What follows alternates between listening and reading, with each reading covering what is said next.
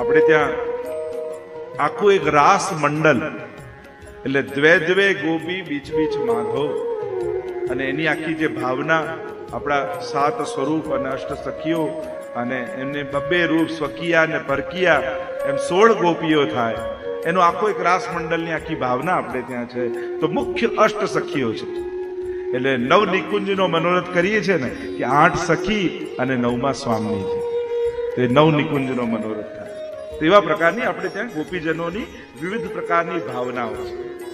તો આ બધા કુંડો આસપાસ છે. શ્રી મહાપ્રભુજીના બેઠકજી છે, શ્રી ગુસાઈજીના બેઠકજી છે, શ્રી ગોકુલનાથજીના બેઠકજી છે. આ ત્રણેય બેઠકજી બિરાજમાન છે રાધા કૃષ્ણ કુંડ ઉપર. ચોકરના વૃક્ષ નીચે 1 મહિના સુધી ભાગવતજીનું પારાયણ શ્રી મહાપ્રભુજી અહીંયા કર્યું છે. અને ભાગવતજીનું પારાયણ કરતા કરતા મહાપ્રભુજીની દ્રષ્ટિ ગિરિરાજજીના શિખર ઉપર ગઈ, અને શિખર ઉપર ગઈ અને મહાપ્રભુજી 3 દિવસ સુધી મૂર્છિત થઈ ગયા. કારણ કે શિખર ઉપર મહાપ્રભુજીને યુગલ સ્વરૂપના પ્રગટ દર્શન થયા. 3 દિવસ સુધી મૂર્છિત રહ્યા. વૈષ્ણવ ગભરાયા.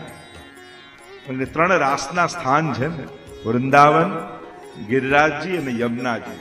એટલે એક દિવસ એક રાસના સ્થાનમાં મહાપ્રભુજી મગ્ન રહ્યા.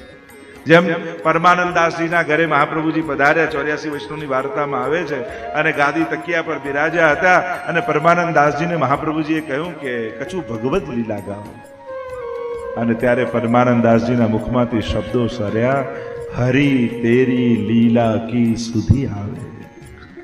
અને એ શબ્દો નીકળ્યા, અને મહાપ્રભુજી 3 દિવસ સુધી મૂર્છિત થઈ ગયા. ત્યાં ભાવ પ્રકાશમાં લખ્યું કે 3 રાસના સ્થાન છે, ગિરિરાજજી, વૃંદાવન અને યમુનાજી. એક દિવસ એક રાસના સ્થાનમાં મહાપ્રભુજી મગ્ન રહ્યા, એટલે 3 દિવસ સુધી મૂર્છિત રહ્યા. પણ અહીંયા 3 દિવસ મૂર્છિત રહ્યા ને વૈષ્ણવને ચિંતા થઈ. કહ્યું કે જયરાજ, 3જા દિવસે જયારે મહાપ્રભુ જાગ્યા, કહ્યું કે અમને તો ભય લાગી ગયો, આ રીતે આપ મૂર્છિત કેમ રહ્યા? તો કે મને યુગલ સ્વરૂપના દર્શન થયા, ગિરિરાજજીની ઉપર વિહાર કરતા, અને હું એ લીલામાં મગ્ન રહ્યો. ત્યારે વૈષ્ણવે વિનંતી કરી કે જયરાજ, કૃપા કરીને અમને દર્શન કરાવો. અને જ્યારે આ વિનંતી કરી ત્યારે મહાપ્રભુજીએ કૃપા કરી, વૈષ્ણવ ઉપર જલ છાંટ્યું, અને જ્યાં જલ છાંટ્યું અને કહ્યું કે હવે ગિરિરાજજી ઉપર દર્શન કરો. અને જ્યાં ગિરિરાજજી પર જોયું તો યુગલ સ્વરૂપનો વિહાર કરતા પ્રગટ નેત્રોથી સર્વ વૈષ્ણવને દર્શન થયા. એવી કૃપા મહાપ્રભુજી અહીંયા કરી. સંધ્યાવંદનના મહાપ્રભુજીના બેઠકજી છે, એની પણ ચર્ચા આવી. ગુસાઈજીના બેઠકજી છે. એકવાર કુંડ પાસે ગુસાઈજી બિરાજ્યા હતા. રઘુનાથ નામના દાસ નામના એક સંત ત્યાં આવ્યા, અને ગુસાઈજી જોડે સત્સંગ કરતા કરતા સહજમાં એક પ્રશ્ન કર્યો કે અમારા મતે તો રાધાજી એ પરકીયા ગોપી છે, અને આપ એમ કહો છો કે સ્વકીયા છે, તો આપનો મત પ્રતિપાદિત કરો કે સ્વકીયા છે કે પરકીયા છે. જો આપણે ત્યાં સુબોધનીમાં પણ આ શબ્દોના ઘણીવાર સમજવા માટે પ્રયોગ કરાય છે. 2 પ્રકારના ગોપીજનો વ્રજમાં હતા. સ્વકીયા એટલે જે પ્રભુને જ સર્વસ્વ માનીને રહ્યા, અને પરકીયા એટલે કે એમના બીજા ગોપો સાથે વિવાહ થઈ ગયા હતા, પણ એમનો સર્વ ભાવ પ્રભુમાં હતો. તો બીજે વિવાહ થયો એ પરકીયા ગોપીજન, અને પ્રભુમાં અનન્ય ભાવ રાખીને જે રહેલા એ સ્વકીયા ગોપીજન. તો પ્રશ્ન કર્યો રઘુનાથ દાસે કે અમારા મતે તો એ પરકીયા છે, આપ એમને સ્વકીયા કહો છો, તો આપ પ્રમાણિત કરીને આપો. અને ત્યારે કહેવાય છે કે ગુસાઈજી એક કાગળ લીધું અને કહ્યું કે આનો જવાબ હું નહીં આપું, આનો જવાબ સ્વયં સ્વામીજી આપશે, રાધાજી આપશે. અને કાગળ લઈ રાધા કુંડ ઉપર ગુસાઈજીએ પધરાવ્યો. અને જ્યાં પધરાવ્યો ત્યાં કાગળ ભીતર છેક ભીતર ગયો, અને ચંદ્રાવલીજી એ પત્રને લઈ અને સ્વામીજી પાસે આવ્યા. કારણ કે કહેવાય છે કે આ રાધા કુંડની ભીતર મણીનો મહેલ રાધાજીનો છે. એ અલૌકિક મહેલ ભીતર બિરાજો. અને મહેલમાં સુવર્ણના સિંહાસન પર બિરાજેલા રાધાજી પાસે કાગળ લઈને ગયા અને ત્યારે એ કાગળ ઉપર સ્વયં રાધાજીએ એક શ્લોક લખ્યો, જયતિ વૃષભાન કુલ કૌમુદી રાધિકે જયતે કૃષ્ણ પરમાનંદ કુલ ચંદ્રમા જયતે. આ લખી અને કાગળ પાછું ચંદ્રાવલીજીને આપ્યું. ચંદ્રાવલીજીએ પાછું છોડ્યું અને કાગળ તરતું તરતું તરતું ઉપર આવ્યું. ગુસાઈજી હાથમાં લીધું. જળમાં ગયેલું કાગળ પણ કોરું, પત્ર પણ કોરું, જરાય ભીંજ્યું નહીં. અને આ શ્લોક વાંચીને રઘુનાથ દાસને સંભળાવીને કહ્યું, અમારા મતે તો રાધાજી એ સ્વકીયા જ ગોપીજન છે, પ્રભુ સિવાય બીજા કોઈ ના થયા. અને આમ પ્રતિપાદિત કરીને આપ્યું અને રઘુનાથ દાસે દંડવત ગુસાઈજીને કર્યા. આવી અલૌકિક લીલાઓ પણ અહીંયા થઈ છે. ગોકુલનાથજી એ પણ ભાગવતજીનું પારાયણ અહીંયા કર્યું છે. બોલો ગોકુલનાથ કી જય. એવા ગોકુલનાથજીએ ભાગવતજીનું પારાયણ કર્યું. કલ્યાણ ભટ્ટને આજ્ઞા કરી કે રાધા કુંડની ભીતર રત્ન જડિત મહેલ આવેલો છે અને નિત્ય યુગલ સ્વરૂપ ત્યાં વિહાર કરે છે. કહ્યું કે જયરાજ આપ કૃપા કરો તો દર્શન થાય. અને ગોકુલનાથજીની કૃપાથી કલ્યાણ ભટ્ટ આદિ ભક્તોને એ રત્નજડિત મહેલના અને યુગલ સ્વરૂપની લીલા કરતા આ દર્શન થયા છે. એટલે આપણે ત્યાં શ્રી યમુનાજીની ભીતર આ કુંડોની અંદર, આ કુંજો નિકુંજોની અંદર આવા અલૌકિક આધિ દૈવિક ભગવદ લીલાના સ્થળો બિરાજમાન છે. પણ એ આધિ દૈવિક સ્વરૂપે બિરાજે છે, ભૌતિક સ્વરૂપે નહીં. દરેક વસ્તુ ભૌતિક રૂપે આધ્યાત્મિક જગતમાં ગોતવા ન જવાય. એ તો જ્યારે તમારી રસાત્મક સ્થિતિ થાય, પહેલા ક્રિયાત્મક હોય, પછી ભાવાત્મક આવે અને પછી રસાત્મક આવે. આમ ભક્તિની ગતિ હોય, એ લેયર હોય કે જ્યારે આધ્યાત્મિક લેવલ રસાત્મક લીલાનું જીવને આવે ત્યારે આ રસાત્મક સૃષ્ટિ એની આગળ પ્રગટ થઈ જતી હોય છે. એટલે જ આપણે કહીએ કે વ્રજયાત્રા ને કરો તો કોઈ ભગવદી જનો સાથે કરજો કે જે તમને વ્રજના અધિદૈવિક સ્વરૂપનું ભાન કરાવતા રહે. તમને ભલે ઉજ્જળ સ્થાન દેખાતું હોય પણ એ કે જો આ પદમાં, કારણ કે જ્યારે ભગવદ લીલાના સ્થળોને જોવા જાઓ ત્યારે ભૌતિક આંખોને બંધ રાખી આપણા અષ્ટછાપ ભગવદીઓ અને મહાપુરુષોની વાણી છે ને એની પોતાની આંખો બનાવી લેવી અને એ આંખે આ આધિ દૈવિક લીલા સૃષ્ટિને જોવી. એ જ ગિરિરાજજીને જોવા જાવ તો હવે ઘટી ગયા છે, નાના થઈ ગયા છે, નામ છે. આવું લૌકિક નહીં જોવું. લલિત વ્રજ દેશ ગિરિરાજ રાજે અને ત્રિવિધ પવન સંચરે ખટ ઋતુ રહત સદા. આ ભાવ આંખોમાં વસાવી લેવો, આ પદને આંખોમાં વસાવી લેવું, આ કીર્તનને આંખોમાં વસાવી લેવું અને પછી ગિરિરાજજીના દર્શન કરવા. એ રીતે યમુનાજીને જો દર્શન કરવા જાવ, શ્યામ સંગ શ્યામ વહે રહી શ્રી યમને. જુઓ ને કેવા ઠાકોરજી જોડે શ્યામ થઈને વહી રહ્યા છે. આ ભગવદીઓની વાણીને પોતાની આંખોમાં આંજી લેવી. એટલે કે અજ્ઞાન તિમિરાન દશ્ય જ્ઞાનાંજન શલાય. આ જ્ઞાનનું અંજન આંજવું એટલે શું? શું બધું ગોખી લેવા શ્લોકો એને જ્ઞાનનું અંજન કહેવાય? ના, આ ભગવદીઓના ભાવને પોતાની આંખોમાં આંજી અને પછી ભગવત ધામને જોવું તો આખું ભગવત ધામ અલૌકિક દેખાશે. આ છે જ્ઞાનનું અંજન આંજવું. અને એટલા માટે લૌકિક આંખે અલૌકિક તત્વોને નહીં જોવા, નહીં તો લૌકિકતા જ જોશે. શ્રી મહાપ્રભુજીને જો જેમ બીજા મનુષ્ય હોય એવા કોઈ મહાપુરુષ છે?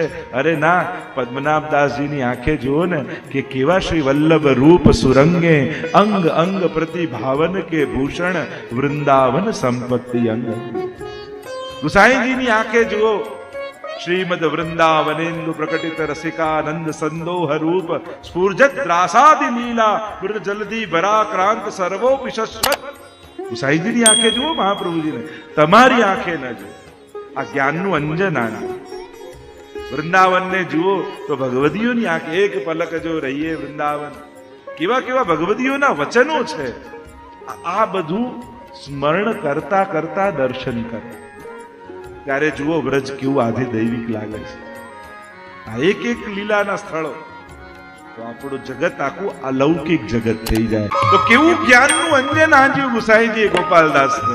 પ્રગટ ગોલોક ધામના લીલાના વ્રજ લીલાના દર્શન, જે વ્રજ બિરાજે છે, જે ગોલોક ધામમાંથી વ્રજ ભૂતલ પર મહાપ્રભુ ઠાકોરજી લાવ્યા છે, એ વ્રજની ગાથા ગાઈ છે. આ કૃપા. અને એટલા માટે જ્યારે પણ વ્રજમાં જાઓ ત્યારે આ બધા સહારાઓ લેજો. કીર્તનના પુસ્તકો, ગ્રંથો, ભાગવતજી આદુ બધું સાથે લેજો.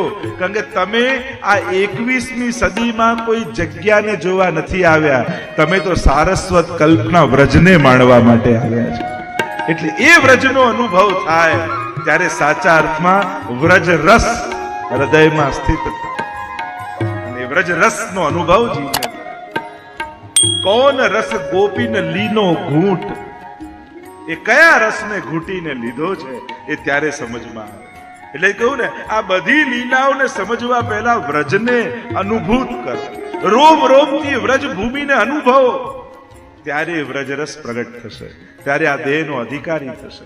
તો આમ ગોકુલનાથજીએ દર્શન કરાવ્યા. આગળ રહસ્ય લીલાના વર્ણનમાં ઠાકોરજી એકવાર ખેલતા ખેલતા સખાઓ ને સખીઓ સાથે અહીં પધાર્યા. આ બાજુ રાધાજી પધાર્યા, આ બાજુ ઠાકોરજી પધાર્યા સખાઓ સાથે.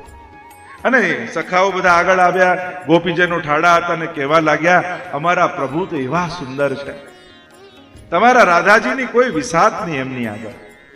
એવા સુંદર ગુંગળારા એવા અમારા પ્રભુના કેશ, કમળની પાંખુડી જેવા મોટા મોટા નેત્ર, અને નીલમણી નીલમ હોય ને, અને એનો જે પ્રકાશ પથરાય એવી તો અમારા પ્રભુના શ્રીઅંગની શોભા છે. અને એમાં પણ હીરાના કુંડળ ઠાકોરજીએ ધર્યા હોય, અને એની શ્વેત કિરણો જ્યારે ગાલ ઉપર પડે અને પ્રભુની એ ઝાંખી જે આભા ઊભી થાય, એનું તો શું વર્ણન કર્યું. અને એમાં પણ પ્રભુએ જો બીડું આરોગ્યું હોય અને એની પીક, એની લાલાશ થોડી ગાલ ઉપર આવી જાય, અને ત્યારે તો પચરંગ ભય નંદલાલ, આપ તો એવા 5 રંગ આપના મુખારવિંદ પર દેખાય, એવી શોભા, એવી શોભા. સખીઓ કહે, બોલી લીધું, આ બધું ઠીક, પણ અમારા રાધાજીની આગળ તો તમારા 100 કનૈયાઓને નોચાવર કરી દઈએ એવા અમારા રાધાજી છે. એવી ચંદ્રમાની આભા, કરોડો ચંદ્રમાને ભેગા કરો અને જે પ્રકાશ પથરાય એવી શોભા તો અમારા રાધાજીના મુખારવિંદની છે. આ શણગારથી એમની શોભા નથી વધતી, પણ દરેક શણગાર પોતાના ભાગ્યની સરાહના કરે છે કે અમારું કેવું સૌભાગ્ય છે કે રાધાજી અમને ધર્યા તો અમારી શોભા વધી ગઈ. એમને ધરવા માત્રથી શણગારની શોભા વધે છે. અને બંનેમાં એવો વિવાદ જાગ્યો સખા અને સખીઓમાં. પેલા કે અમારા સુંદર છે, પેલા કે અમારા સુંદર છે. બંનેમાં એવો વિવાદ થયો કે સ્વયં રાધાજી ને ઠાકોરજી બંને ત્યાં પધાર્યા. અને ઠાકોરજી કહે, જો રાધાજી ખોટું ન લગાડતા, પણ સખાઓ કહે છે સાચું. રાધાજી કે અચ્છા, અને એવું હોય તો આપણે સમાધાન કરી લઈએ, જોઈ લઈએ કોણ સુંદર છે. તો કે જોઈશું ક્યાં? તો કે જ્યાં પ્રતિબિંબ પડે, આપણું મુખારવિંદ દેખાય, ત્યાં આપણે જોઈએ. તો કે ચલો, આ બાજુ ઠાકોરજીએ વેણુથી કૃષ્ણકુંડ ખોદ્યો, એમાં જલ ભરાયું, અને અહીંયા ચરણા અંગુષ્ઠથી રાધાજી રાધાકુંડ ખોદ્યો, અને બંને કુંડ આજુબાજુ ગોઠવાયા. ઠાકોરજીએ કૃષ્ણકુંડમાં પોતાનું મુખારવિંદ જોયું. હા, સખાઓ જેમ કહેતા હતા એવું જ સુંદરતા છે. ત્યાં રાધાજીએ જોયું. હા, સખીઓ જેમ કહે એમ જ મારી શોભા તો ખૂબ સુંદર છે. પણ જ્યાં ઠાકોરજીએ દ્રષ્ટિ વાંકી કરી અને રાધાજીના પડેલા પ્રતિબિંબને નિહાળ્યું અને થયું કે ના, આ સ્વરૂપની આગળ મારી શોભા તો કાંઈ નથી. અને જ્યાં રાધાજીએ ઠાકોરજીના પ્રતિબિંબને જોયું અને કહ્યું ના ના, પ્રભુના સ્વરૂપની આગળ મારું તો કાંઈ નથી. પણ અહીંયા તો સખા અને સખીમાં હોડ છે, અને ઠાકોરજી ને સખી, તેરો મુખ નીકો કે મેરો મુખ પ્યારી, દર્પણ હાથ લીએ નંદ નંદન, સાચી કહો વૃષભાન દુલારી. આપણે પદ ગાઈએ છે ને, मेरो मुख नीको के तेरो रोरी प्यारी, मेरो मुख नीको के तेरो री प्यारी, दर्पण દર્પણ હાથ લીએ સાચી કહો વ્રજવાન. અને આ બંનેમાં હોડ લાગી, એકબીજાના મુખ જોતા આપણું વધારે સુંદર કે અમારું અધિક, અને હવે તો ઊંધું થઈ ગયું. રાધાજી કહેવા લાગે ના ના પ્રભુ આપ વધારે સુંદર છો, અને ઠાકોરજી કે ના ના રાધાજી આપ વધારે સુંદર. તો એવી પણ એક લીલા આ રાધા કૃષ્ણ કુંડ માટે વ્રજવાસીઓના મુખે ગવાય છે કે જ્યારે આવી હોડ લાગી હતી ત્યારે ઠાકોરજી અને સ્વામીજીએ આ રાધા અને કૃષ્ણ કુંડનું નિર્માણ કર્યું. અને જ્યારે વૈષ્ણવની યાત્રા ત્યાં આવે અને ત્યારે ઠાકોરજી ના કૃષ્ણ કુંડનું વૈષ્ણવ સ્નાનપાન આચમન કરે, રાધાજીના રાધા કુંડમાંથી સ્નાનપાન આચમન કરે. અને કુંડમાં રહેલું જલ એ સ્વયં જલ નથી પણ કૃષ્ણનું રસ છે. અને આ રાધાજીનું કુંડ એ કેવલ જલ નથી પણ એ રાધાનું રસ છે. અને જ્યારે પાન કરીએ છીએ ત્યારે અલૌકિક રસાત્મક એ રસ આપણા રોમ રોમમાં વ્યાપી જાય છે. આવા ભાવથી પાન કરાય. યમુનાજીના પણ તમે પાન કરો ને તો ખાલી યમુનાજીના જલનું પાન કર્યું એમ નહીં કરવું. આ સાક્ષાત ભગવદ રસ છે. પ્રભુનું શ્રમબિંદુ એ સ્વરૂપ રસ, નેત્રામૃત, અધરામૃત, ચરણામૃત થઈ અને જે રસ વહ્યો એ જ શ્રી યમુનાજી છે. એટલે યમુનાજી નથી પાન કરતો પણ પ્રભુ કૃષ્ણમાં રહેલા સમસ્ત અમૃતોનું હું પાન કરી રહ્યો છું એવો ભાવ રાખી અને યમુનાજીના પાન કરે. અને પાન કર્યા પછી એક ક્ષણ માટે એવો ભાવ કરવો કે આ જે મેં પાન કર્યું એ મારા આખા શરીરના રોમ રોમમાં એ બિંદુઓનો સ્પર્શ પહોંચ્યો. અને આવો જ્યારે ભાવ કરશો ને તો તમને એ ભાવની અનુભૂતિ થશે કે સ્મર શ્રમ જલાણુ ભી સકલ ગાત્ર જય સંગમ. જ્યારે પણ યમુનાજીના પાન કરો તો એક સેકન્ડ આંખ બંધ કરી અને એવો ભાવ કરો કે રોમ રોમમાં આ કૃષ્ણ રસનો સ્પર્શ મને પ્રાપ્ત. જો કેવો રોમાંચ, કેવો ભાવ તમારા ચિત્તમાં જાગે છે. અને ત્યારે એ અણુ અણુ સાથે સંબંધ થાય છે કૃષ્ણ રસ. તો આમ આવી પણ લીલા અહીંયા ગવાઈ છે. આવી અનેકવિધ લીલાઓના પ્રસંગ અહીંયા ગવાયા. સીમાઓ દેહને છે, ભાવને કોઈ સીમા હોતી નથી. વ્યવસ્થાઓ દેહની કરવી પડે છે, ભાવની કોઈ વ્યવસ્થા કરવી પડતી નથી. અને એટલા માટે જે મનને લોકો બંધન માને છે, ખરેખર ભક્તિ કરવા માટે ઉત્તમમાં ઉત્તમ કોઈ સાધન હોય તો એ આપણું મન છે. આપણે એને બંધન રૂપે જોઈએ છીએ, એની ચંચળતાને વખોડીએ છીએ, નિંદીએ છીએ, બહુ ચંચળ છે. અરે ઘણીવાર એની ગતિ, એની ચંચળતા એ જ ભક્ત માટે ભક્તિ કરવા માટે સહાયક થઈ જાય, સાધક બની જાય. બસ ખાલી ધ્યાન એટલું રાખવાનું કે એની દિશા સાચી હોય. જો એની દિશા સાચી છે તો અહીંયા બેઠા બેઠા વગર ટિકિટે 5 મિનિટમાં વ્રજમાં જઈને પાછું મન આવી જાય. બોલો, હવે તમારે જવું હોય તો સૌથી પહેલા ટ્રાવેલ એજન્ટને ફોન કરવો પડે, ભાઈ ટિકિટ મળશે કે નહીં, ત્યાં રૂમ બુક કરાવવું પડે, રૂમ મળશે કે નહીં, પ્રસાદ ક્યાં લઈશું, વાહન કયું વાપરીશું. મનને આ કશા પણ આલંબનની જરૂર ખરી? મનને કોઈ આલંબનની જરૂર નથી, એ પોતે જ કાફી છે. અને એટલા માટે મનની જો દિશા સાચી રહે તો આ મન ઉદ્ધારનું કારણ બની જાય છે. આ જ મન સંયોગ અને વિપ્રયોગના અનુભવો કરી મને એવા મનુષ્યાણામ કારણમ બંધ મોક્ષયો જે કહ્યું એ જ બંધન અને મુક્તિનું કારણ છે. અને વૈષ્ણવે મન જોડે વેર બાંધવા કરતા મન જોડે મિત્રતા બાંધવી. આપણે બધા જ મનને દુશ્મન માનીને બેઠા છે, બસ આ જ ભટકે છે ને આ જ જાય છે. પણ જો મન તમારું મિત્ર થઈ ગયું ને તો ભગવાન બહુ સુલભ થઈ જશે. એટલે મનને મિત્ર બનાવવાની કોશિશ કરો. એને પરાણે પકડવા જાઓ છો, એને પરાણે લગાવવા જાઓ છો. ચંચલતા એ મનનો સ્વભાવ જ છે. એ ચંચળ છે, એમાં એનું નેચર છે. જેમ આંખ બંધ કરી દો ને દેખાતું બંધ થાય તો કેવા વ્યાકુળ થઈ જાઓ. જોવું આંખનો સ્વભાવ છે. કાન કોઈ બંધ કરી દે ને આપણે વ્યાકુળ થઈ સંભળાતું નથી, સાંભળવું કાનનો સ્વભાવ છે. એમ સંકલ્પ વિકલ્પાત્મક મન. મનની વ્યાખ્યા જ કરી, જે સંકલ્પ અને વિકલ્પ કરે એનું નામ મન. તો સંકલ્પમાં પરમાત્મા અને વિકલ્પમાં પરમાત્મા, આ બંને જ્યારે મનના કેન્દ્રમાં આવી જાય ત્યારે મન જ ઉદ્ધારનું કારણ થઈ જાય છે. એટલે જ તો જેટલા આચાર્યો મહાત્માઓ બધા થયા, મહાપ્રભુજી પણ ચેતસ તત્પ્રમણમ સેવા, ચિત્ત પ્રભુમાં પરોવાય એનું નામ સેવા. તો કોઈ મન સાધન તો છે નહીં કે પકડીને લગાવી દઈએ. મન સ્થિર ક્યારે થાય, કોનું થાય, અને શું સ્થિર કરવું જરૂરી છે? જો મન સ્થિર હોય ને, બે જણનું હોય, કાં બહુ મોટો યોગી હોય, કાં ડિપ્રેશનમાં હોય, એને કોઈ ઈચ્છા જ ન થતી હોય, ક્યાંય જવું જ નથી, કંઈ કરવું જ નથી, કંઈ ખાવું જ નથી, પણ આ બીમાર મન કહેવાય. સ્થિરતા પણ બે પ્રકારની હોય, એક બીમારીથી આવે અને એક સંયમથી આવે, સાધનાથી આવે.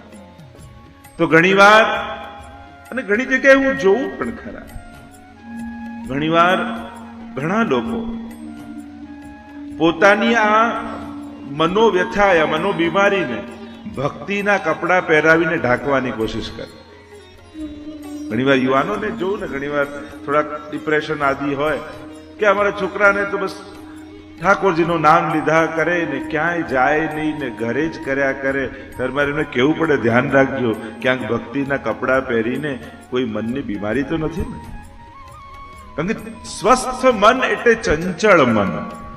આપણે જેને બીમાર માનીએ છીએ ને, એ જ એની સ્વસ્થતા છે. હવે નાનકડો છોકરો કોઈ 2-4 વર્ષનો હોય અને આવીને બહુ ધીર ગંભીર વાતો કરે ને આમ ધ્યાનમાં બેઠો રહેતો હોય શાંતિથી એક જ જગ્યાએ, તો આપણને ચિંતા થઈ જાય ને કે આ ઠીક તો છે ને. નાનકડું બાળક હોય, ચંચળતા જ બાળકનું નેચર છે, એ જ સ્વાભાવિકતા છે. રમતું જ હોય બાળક. ઘણા લોકો કહે આ છોકરો તોફાન બહુ કરે, નાનપણમાં કરી લેવા દો, મોટો થઈને કરશે તો વધારે તકલીફ પડશે. એકદમ નાનો છે ત્યારે કરી લે સારું. તો એ શિશુતાનો પરિચય છે. એમ જ સહજ છે ચંચળતા. પણ જેટલું મન સાત્વિક થાય એટલું એકાગ્ર થવા લાગે. એટલે મનને સ્થિર કરવા માટે બીજી કોઈ કસરતો કરવા કરતા, કારણ કે તોફાની છોકરાને પકડીને પરાણે ખુરશીમાં બેસાડો ને તો એ વધારે બેચેન થઈ જાય. એમ આપણે પરાણે સેવામાં જે મન પકડીને લગાડવાની કોશિશ કરીએ છીએ ને, તો મન વધારે વ્યાકુળ થઈ જાય. મનને સ્થિર કરવા માટે મનને સાત્વિક કરો.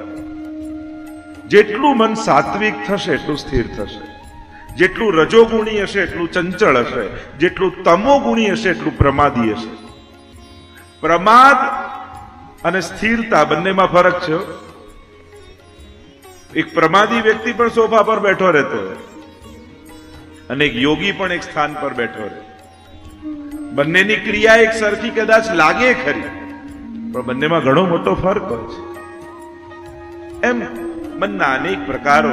તો મનને સ્થિર અને સાત્વિક કરવા માટે તીર્થનો વાસ આપણે ત્યાં વિશેષ રૂપે કહેવાયો છે. તીર્થના વાસથી મન પવિત્ર થાય છે એમ કહ્યું છે. આપણે વ્રજયાત્રામાં જઈ રહ્યા છીએ, મનને સાધન બનાવીને અને એક સ્થળોનું દર્શન કરતા.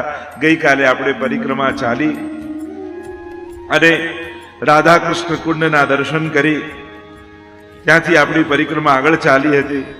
આ રાધા અને કૃષ્ણ બંને દેખાય આંખોથી જુદા પણ તત્વતઃ તો એક જ છે. આ સમગ્ર લીલા સૃષ્ટિ છે ને, એ પ્રભુમાંથી જ પ્રગટી છે. અને એટલા માટે એમાં કોઈ વિકારનો યા વ્યવહારનો દોષ નથી લાગતો. જેમ આ હાથને અડે, એમાં કયો વિકાર, એમાં કયો દોષ? બીજું કોઈ હોય તો વ્યવહાર અને વિકારના દોષો આવે. અહીંયા તો એકોહમ બહુશ્યામ પ્રજાએય, એકમાંથી પ્રભુ અનેક થયા. પ્રભુના જ મુખારવિંદમાંથી રાધાજીનું પ્રાગટ્ય છે, રાધાજીના જ મુખારવિંદમાંથી ચંદ્રાવલીજીનું પ્રાગટ્ય છે, ચંદ્રાવલીજીના જ મુખારવિંદ લલિતાજીનું પ્રાગટ્ય છે. અને પ્રત્યેક ગોપીનો મનોરથ, એ જે ભાવના છે એ ત્યાં લીલામાં સાકાર રૂપે સખી બનીને પ્રગટ થઈ જાય છે. અને એટલા માટે અનંત કોટી ગોપીજનો લીલામાં છે, અને ત્યાં બધું જ સ્વરૂપાત્મક છે. લીલામાં બધું સ્વરૂપાત્મક છે. એટલે કે જે ભાવ પણ પ્રગટ થયો ને ગોપીની અંદર, કે મારે આજે આ કુંજમાં પધરાવા છે, તો એ ભાવના સખી રૂપે સાકાર પ્રગટ થાય અને મનોરથને સિદ્ધ કરે. એ રીતે નિત્ય લીલા નિત્ય નૌતમ સુતી ન પામે પાર. અને ત્યાં જે સાકારતા છે, તો પ્રાય સાકારતામાં પંચ ભૌતિકતા હોય.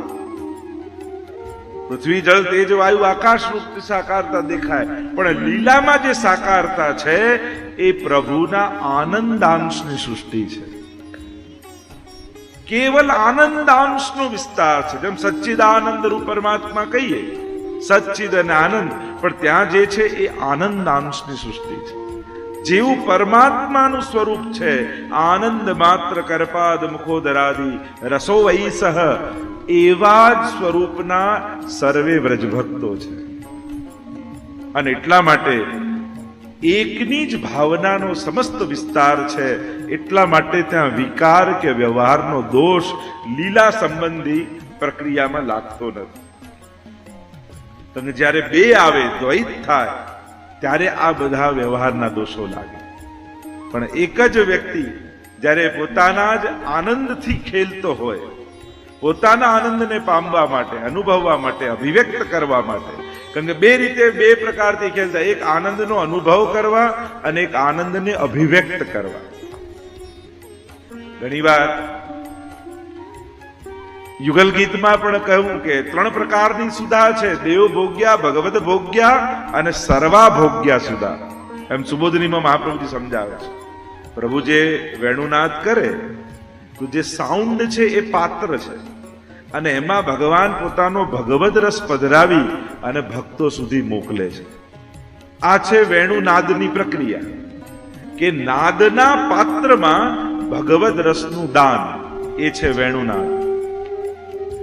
તો 3 પ્રકારની સુધા પધરાવે. દેવ ભોગ્યા, દેવા સાક્ષિણઃ, જે સાક્ષીઓ છે એ દેવો છે, આ પશુ પંખી આદિ દેવ. ભગવત ભોગ્યા, જે ભગવદીઓ છે એના માટે, ભક્તો માટે. અને ત્રીજું છે સર્વા ભોગ્યા, કે જેનો ભોગ સર્વ માટે અભોગ્ય છે, જે ભોગે છે સ્વયં પ્રભુ જ. અને ભક્તોમાં પધરાવી પ્રભુ પોતાની સુધાનું પાન કરે, પોતે અનુભવ કરે છે, પોતાના નિજ આનંદનો માધ્યમ દ્વારા. આમ પોતે અનુભવ કરવું અને આનંદને અભિવ્યક્ત કરવું. જો તમે પ્રશ્ન કરો છો કે સેવામાં મન નથી લાગતું, ભટકે, તો એક વસ્તુ નોટિસ કરો, તમે નંદ મહોત્સવ કરતા હો ત્યારે ક્યારે મન ભટકે? તમે હોરી ખેલ ખેલતા હો ત્યારે મન ભટકે? એટલે સમજવાની વાત એ, તમે જ્યારે આનંદમાં હો છો ત્યારે ક્યારે મન ભટકતું નથી. તમે જ્યારે ખેદ કે દુઃખમાં હો ત્યારે મનને પણ એમ થાય કે આ ઘરમાં રહેવા જેવું નથી, એટલે એ છોડીને ભાગવા લાગે.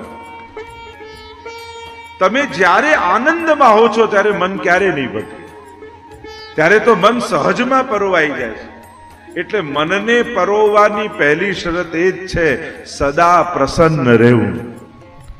ગોકુલનાથજી એટલે જ હરિરાયજી ગોકુલનાથજી પોતાના વચનામૃતોમાં કહે છે ને કે વૈષ્ણવકુ સદા પ્રસન્ન રહેનું.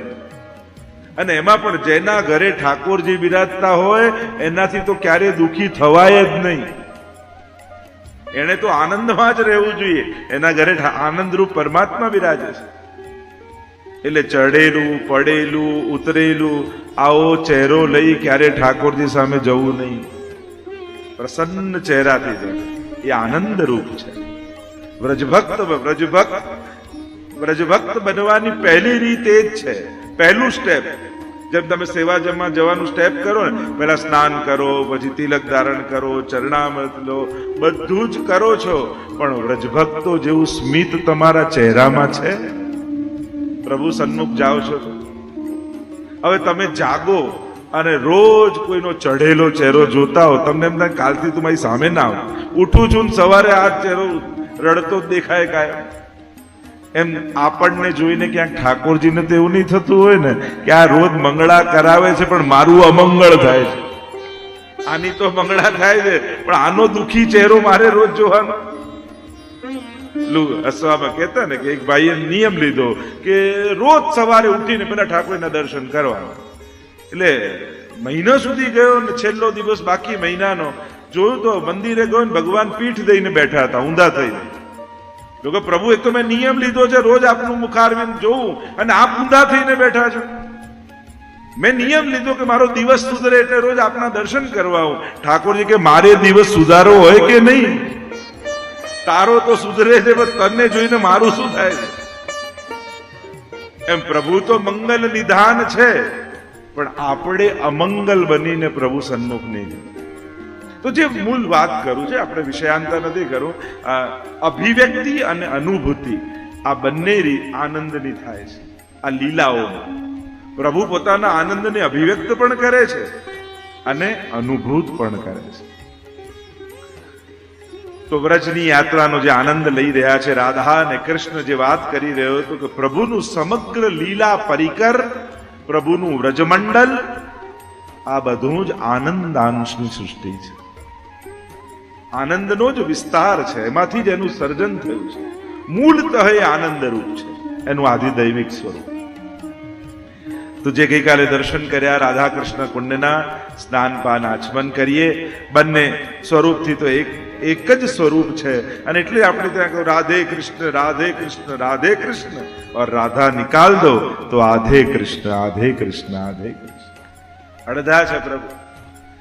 ભાગવતજીના દ્વિતીય સ્કંદમાં મંગલાચરણ કરતા સુખદેવજી રાધાજીનું સ્મરણ કરે છે. નિરસ્ત સામ્યાતિશયેન રાધસા એમ કહીને રાધા શબ્દનો પ્રયોગ અને મહાપ્રભુજી સુબોધનીમાં આજ્ઞા કરી કે આ રાધા નામની શક્તિ ગોલોક ધામમાં બિરાજે છે અને પ્રભુ અખંડ વિહાર એની સાથે કરે છે. એમ રાધા નામનો ઉલ્લેખ શ્રી મહાપ્રભુજી સ્વીકાર કરે છે ભાગવતજીમાં. પણ અનેક અનેક ભાવ બતાવ્યા કે સ્પષ્ટ રૂપે રાધાજીનું કેમ નામ નથી લીધું. એક તો કે સુખદેવજીના ગુરુ છે એટલે ગુરુનું પ્રગટ રૂપે નામ ના લેવાય, અથવા દશમ સ્કંદના વક્તા તો સ્વયં ભગવાન છે. એવમ નિશમ્ય ભૃગુનંદન સાધુવાદમ વૈયા સખી સ ભગવાન અથ વિષ્ણુરાતમ. જયારે સુતજી બોલ્યા, પ્રશ્નોત્તરી સુખદેવજી અને પરીક્ષિતની ચાલતી હતી, ત્યારે સુતજી વચ્ચે બોલતા કહ્યું સ ભગવાન હતો. એટલે મહાપ્રભુજી સુબોધનીમાં અર્થ બતાવ્યો કે જ્યારે ભગવત સંબંધી પ્રશ્નો પરીક્ષિત મહારાજે સુખદેવજીને કર્યા તો એ પ્રશ્નો સાંભળતાની સાથે જ સુખદેવજીને તો સમાધિ લાગી. પોતાના પ્રિય, પોતાના ઈષ્ટ પ્રભુનું ચિંતન થઈ આવ્યું અને ઠાકોરજીને એમ થયું, અરે આ કથા અધૂરી ન રહી જાય. એટલે એ સમયે સ્વયં પ્રભુ સુખદેવજીના હૃદયમાં બિરાજ્યા અને દશમસ્કંદની કથા સ્વયં ઠાકોરજીએ કહી છે એમ કહેવાય છે. એટલે વક્તા પ્રભુ છે. અને આપણે ત્યાં નિયમ એ છે કે અતિ પ્રિય જે હોય એનું નામ ન લેવાય. આપણે ત્યાં એવી એક ભાવના, એક રીતિ એવી છે કે જેમ પતિનું નામ ન લે, પત્નીનું નામ લે, યા મોટા દીકરાનું નામ ન લેતા, ગુરુનું નામ ન લેતા, એવી અમુક હવે તો જુદી વાત છે. એટલે હવે તો એ ચર્ચા નહીં કરે. નહીં તો ઘણાને એમ થાય કે આનું નામ લેવા જેવું નહીં હોય એટલે મમ્મી નહીં લેતી હોય.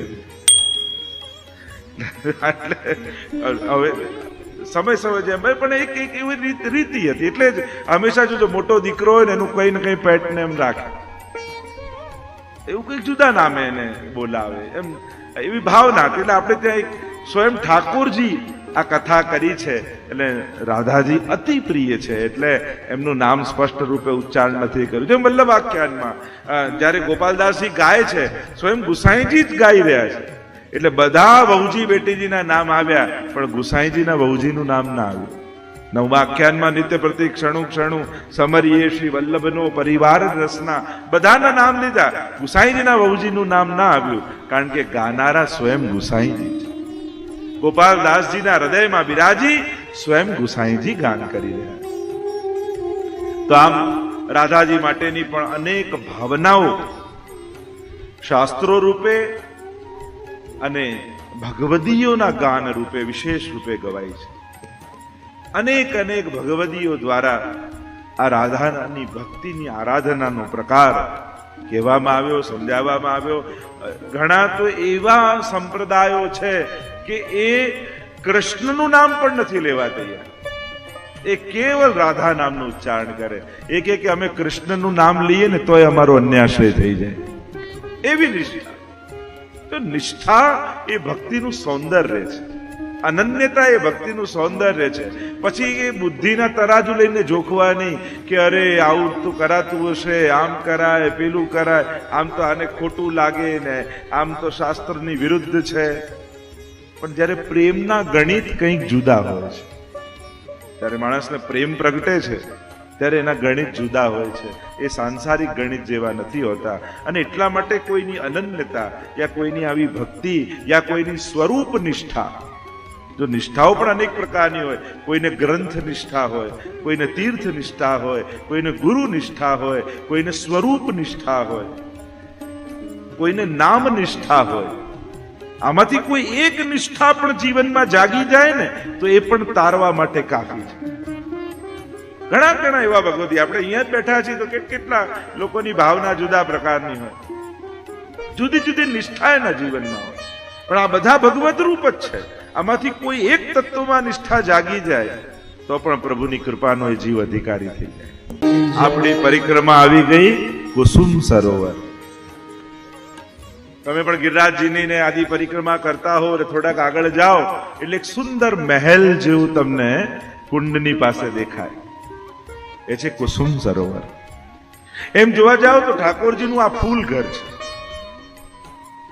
અહીંયા વિવિધ ભાંતિ સ્વામીજીના મનોરથથી સ્વામીજીએ વિનંતી કરી પ્રભુને કે એક સુંદર કુસુમનું ભરેલું એક સુંદર બગીચો તૈયાર કરો. અને અહીંયા આસપાસ સુંદર ફૂલોનો બગીચો ઠાકોરજીએ તૈયાર કર્યો અને અહીંયા કુસુમ સરોવર સિદ્ધ કર્યું, જેને કુસુમોખર પણ કહેવામાં આવે છે. ઉદ્ધવકુંડથી આગળ જતા રસ્તામાં આ સરોવર આવે છે. ભાવના એ છે કે અહીંયા ઉદ્ધવજી આ કુસુમ સરોવર પાસે ગુલ્મલતા ઔષધિ બની અને વાસ કરે છે. ઉદ્ધવજીનો અહીંયા વાસ છે કે જે જ્યારે ભ્રમર ગીતના અંતમાં તમે જોશો કે જ્યારે ઉદ્ધવજી વ્રજમાં ગોપીઓ સાથે જ્યારે ચર્ચા કરે છે, જે સંવાદ થયો છે, જે રંગ લાગ્યો છે, અને વંદન કરીને નીકળ્યા. માંગ્યું એ જ છે, બસ આ વ્રજની કોઈ ગુલ્મલતા ઔષધિ મને બનાવજો, જેથી આ ગોપીઓ જલ ભરવા જતી હોય તો ચાલતા ચાલતા એમના ચરણ મારા મસ્તક ઉપર પડે તો મારું જીવન ધન્ય થઈ જાય. અને ગુલ્મલતા ઔષધિ રૂપે ઉદ્ધવજી પોતે અહીંયા બિરાજમાન છે. ઉદ્ધવજી પ્રભુના પ્રિય સખા છે. એમે આ ભ્રમર ગીત ઉપર થયું આખી કથા તમે પત્ર લખીને જોયું, એમાં કૃપા કોના ઉપર થઈ?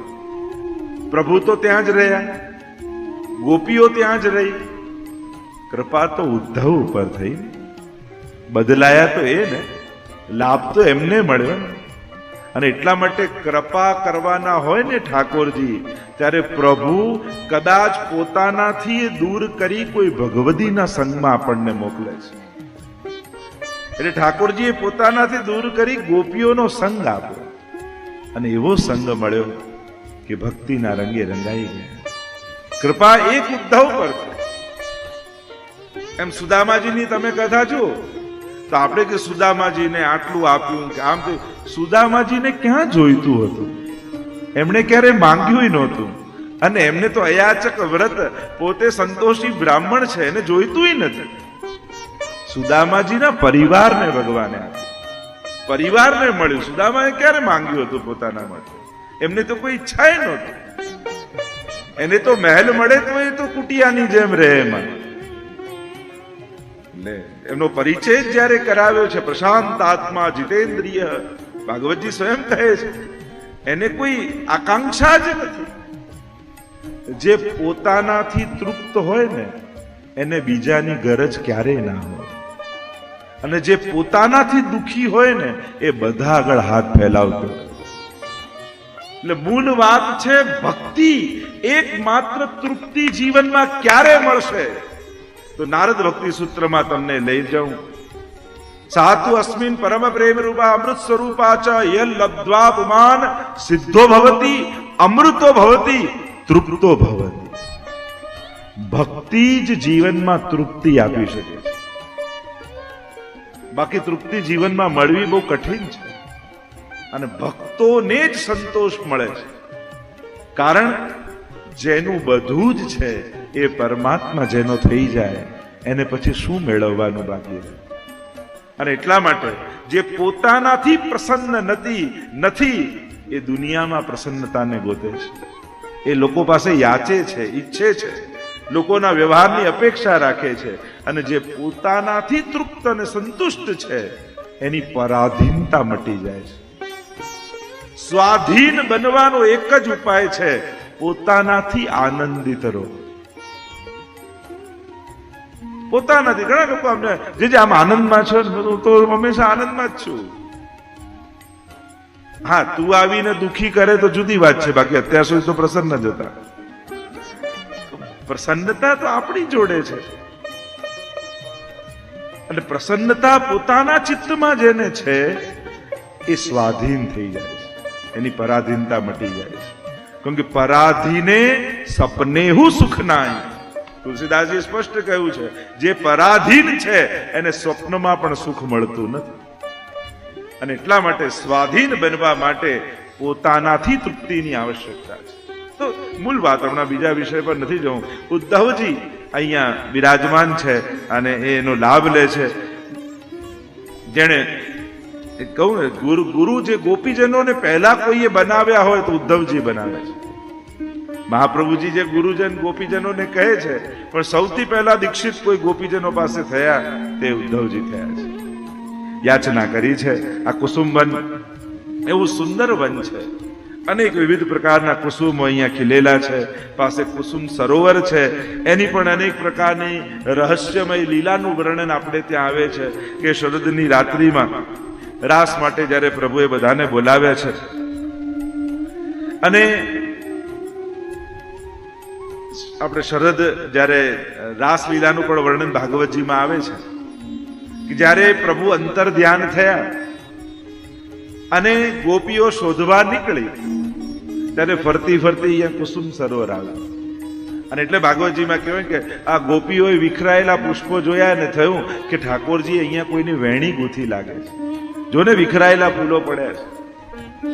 અને એ આ સ્થાન છે જ્યાં ઠાકોરજીએ જે સહચરી, રાધા સહચરી જેને કહીએ, એની વેણી ગૂંથી હતી. અને પછી એમને પણ મદ આવ્યો અને એમને પણ મૂકીને ઠાકોરજી આગળ વધી ગયા. એ જે આખી રાસલીલાનું જે વર્ણન છે એનો પણ એક ભાગ આ કુસુમ સરોવર છે. અનેકવિધ પ્રકારની લીલાઓના વર્ણન છે. યુગલ સ્વરૂપ અહીંયા એકબીજાને પુષ્પોના શૃંગાર કરે છે. આપણે ત્યાં ઉષ્ટકાલમાં ફૂલોના શણગાર ઠાકોરજીના આવે, ફૂલોના વસ્ત્ર આવે. આ ઠાકોરજીનું ફૂલ ઘર છે. કારણ કે સેવાના પ્રકારમાં જેમ ભંડાર ઘરનું મહત્વ છે, જેમ શૃંગાર ઘરનું મહત્વ છે, એમ જ ફૂલ ઘરનું બહુ વિશેષ મહત્વ પુષ્ટિ માર્ગીય સેવા પ્રકારમાં છે. અતિ મહત્વ એનું માનવામાં આવ્યું છે. આપણે ત્યાં તો વાર્તા પ્રસંગમાં શ્યામદાસ કણબીની વાર્તામાં આવે ને કે ગુસાઈજી આજ્ઞા કરી કે શ્યામદાસ તમે ફૂલોની સેવા કરો. રોજ સુંદર સુંદર ફૂલો ચૂંટીને લાવે અને માળાજી બનાવે. એકવાર ગુસાઈજી પાસે આવીને કહ્યું કે જયરાજ, ફૂલો ચૂંટીને તો લાવું છું, પણ સેવાનું સ્વરૂપ ખ્યાલ ન હોય તો સેવા કરવામાં આનંદ ના આવે. જયરાજ, એટલું તો સમજાવો કે આ ફૂલોની સેવાનો શું ભાવ છે? અને ત્યારે ઠાકોરજીએ માં ગુસાઈજી સમજાવતા કહ્યું, જુઓ પ્રભુની પ્રસન્નતા શેમાં છે? પ્રભુ સૌથી વધારે પ્રસન્ન ક્યારે હોય? ગુસાઈજી કહે, પ્રભુ સૌથી વધારે પ્રસન્ન ત્યારે હોય જ્યારે એમની આસપાસ વ્રજભક્તો હોય છે.